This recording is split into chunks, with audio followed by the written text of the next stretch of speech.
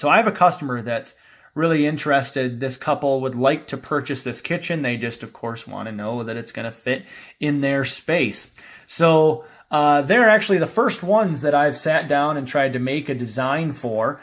I made a design on paper that I'm going to show you in just a little bit to show you how you could do it. And then Krista's going to be using that to try to make use our brand new design program that we're trying out to kind of practice with that. So I'll move on to the next thing here. I just wanted to point out some of the features of this set. This is the set we're going to be fitting into the coming kitchen. So here's the layout of the kitchen. It's a fairly simple kitchen. It's about a 16 by 9 kitchen. And I wanted to show you how you could try to fit this into a kitchen into your space using simple graph paper. I did a fair amount of looking online for some of the free programs because obviously the average homeowner isn't going to be really looking to spend money on a kitchen design program unless they're confident they're going to use it a lot. As far as the free ones go, I was having a hard time finding much that was very useful. Honestly, it seemed like with the glitches and things that you'd be running into, it would almost cause more trouble than was necessary. So after looking it all over, I decided it's hard to beat just a simple piece of graph paper. No technology savviness needed, and you can sit down and very simply lay out pieces. So the way I would suggest doing this is that you have a key for yourself. What I did on this one is that every square is 6 inches. You could do every square is 3 inches. 3 inches would be nice just because in general, cabinet sizes come in 3-inch increments. This, again, is a custom kitchen, so you're going to have weird sizes, but usually it'll be in 3-inch increments. And then the problem with that is just it's going to be bigger than one graph sheet of paper if your kitchen is very big at all. So then you'd kind of have to tape different pieces together, but it could end up really nice. But anyway, I doubled it down to make it 6 inches per square so that I could fit it on the one sheet. So this was an L-shaped kitchen, so I just drew the walls to show the L. And then the way I do it is make it so that four squares in from the L is the depth of the bases, and then 2 squares in is the depth of the uppers. So you see on this diagram you have uppers overlapping part of the bases, which is just like if you were looking at a kitchen from the top, from the ceiling, you'd be looking down onto the top of the uppers, and you would see the rest of the bases that come out further than the uppers do. So this is like looking at a kitchen down from the top. The beauty of what we do here as far as repurposing kitchens and getting these cabinets from high-end homes and getting them into your hands is that cabinets come in all different sizes. I know this is really basic for some of you, but for others, I think this will be helpful. There's all these different sizes, so it's just like a big jigsaw puzzle, and you got to move the pieces around and see what's possible. I think that sometimes people get too caught up in, do you have a kitchen that fits that's this layout? Well, the kitchen doesn't have to have originally been in that layout. You can move the pieces around, do some Tetris, and make it fit that layout. So although knowing the original layout sometimes can be helpful, it's more just taking individual pieces and fitting them into different places. So going over what we have here, I took the cabinets from that kitchen that you just saw and started putting them in to this diagram. What we have is, I'll just start from the right there and move towards the left. So you have a 33-inch over the fridge cabinet. With that one, or sorry, let me back up. I better back up because where you really want to start is you want to start with the heart of the kitchen. The fridge, that can wait. You really want to start with a corner because you got to figure out how you're going to pull off a corner and then how you're going to go around your appliances like your stove. That's really the meat of the kitchen, and that's the tough part to make the bases and the uppers line up. So with this one, it was fairly simple to start. There's a 36-inch Lazy Susan, And so that fit nicely where they wanted it. And then you have their stove right after the Lazy Susan. So there really wasn't any issue there, excuse me, as far as setting that up. And then we happened to have a 9-inch spice rack pullout, and they just had 9 inches that they were hoping for on the other side of their stove. So again, that part worked out beautifully. We have that whole run from the wall over to the fridge because you got the 36-inch Lazy Susan. You have your stove, which is going to be 30 inches wide. Obviously, you don't have a base cabinet there. Then you got your 9-inch spice rack, and then you got your fridge. So there's the bases on that wall. Then they did not have a regular corner upper, a slanted one, if you know what I mean, a diagonal. They had a blind corner. So that one kind of sits into the corner, and then the other, that 24-inch cabinet that you see there, that one butts right up to it. There is some more discussion that needs to happen about blind corners, understanding exactly how the spacing goes there. But I think that's going to have to wait because this video is going to get way too long. But your blind corner goes right in the corner there. The 24 butts up to it. And with that, you're now at the edge of your Lazy Susan. Then you have a 27-inch over the microwave cabinet. Now a microwave and a stove is 30 inches. You see that right on the bottom. So 27-inch, what do we do there? They don't have a 30-inch over the microwave cabinet in this set. They have a 27. So we're going to use a 27 and just put a little filler piece along either one side or maybe 1.5 inches on each side to fill that in and make it 30. And then we did not have a 9-inch cabinet with that set for the uppers, but the homeowners were fine with making a little shelving unit there. So we have extra pieces where they can make a matching shelving unit, and they're just going to have a little open shelving section right there. That's a great option for any of you that are running into a spot where you're just a little bit short. You know, if you can just make a little open shelving section there that can look like it was, you know, always meant to be there, then that can really give you a lot of flexibility. So this customer was fine with that, so that's the way we're going to do it. Then over the fridge, that one's a little bit interesting, so I wanted to quick go back to the first picture. Their over the fridge cabinet was this, all along the left there, you see that very wide upper. It's not that tall. It's under the huge range hood. That one is 42 inches wide. Their fridge in their kitchen is only 36, so we can't use that. What we can use is we can use the top of the double oven cabinet. The double oven cabinet is all the way to the right. The top of that is 33 inches wide. Their fridge would be 36. So we can cut that top part off, and then they put, again, your little filler along the side, which is typical in kitchens, and then you got your 36-inch upper. So that is the plan for that one. So that's why you see 33-inch over the fridge. Just another example of how you can play around with things and make it fit. So going around the corner now on the other wall, you have the blind corner that we have going 26 inches off from the wall. Then we have a 24-inch upper. Now I wanted to mention a couple things about those 24-inch uppers too. I'm going to go back to the first picture. You see in this kitchen there are 2 uppers that we have sitting on top of the bases that have toe kicks on the top of them. That's the white bar that's showing. It's the one with the wine rack on the bottom and then the one right to the right of it.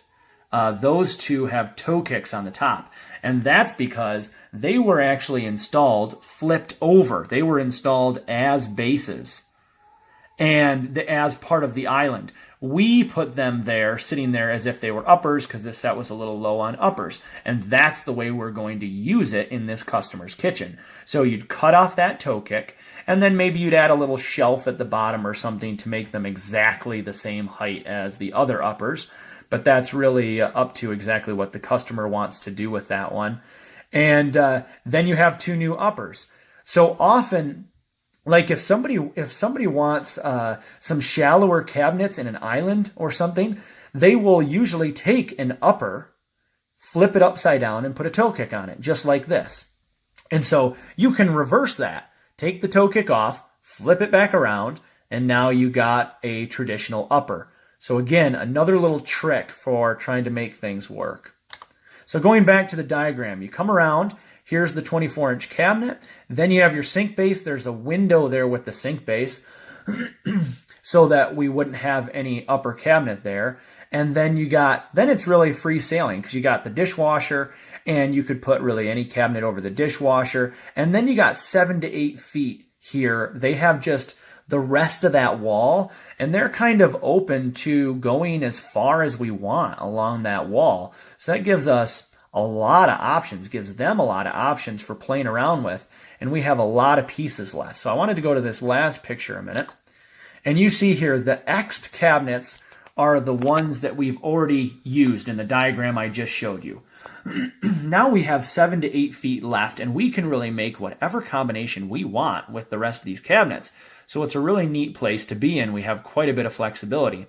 You see there's a couple uppers that are the full height, would probably definitely put those in. And then you have a microwave insert cabinet. Well, we already have our microwave.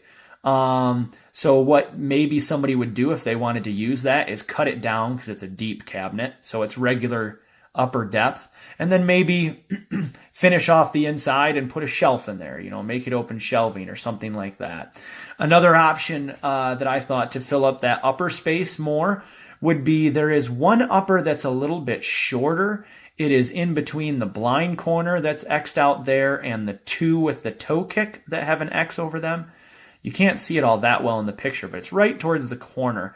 There are also freestanding, I guess you say, drawers that are sitting on top of that cabinet that's right next to the blind corner to the left of it there under the range hood.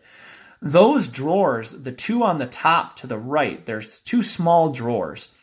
Those, I just took a quick look. They are basically the same width as that little upper.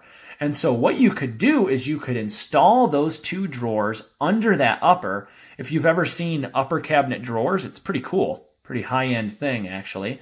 And you could install those two little drawers under that upper and as a possibility, and then you could have upper drawers and make it about the right height. Another thing could be you could use that gigantic fridge cabinet and put a shelf under it or do something creative with that, either on the top or the bottom, so it was the right height, and fill up some more of that space. So you have a couple different options with the uppers. It's kind of getting creative on that, but I wanted to give you guys some ideas there too. With the bases, it's pretty free sailing. I mean, you got lots of options with the bases.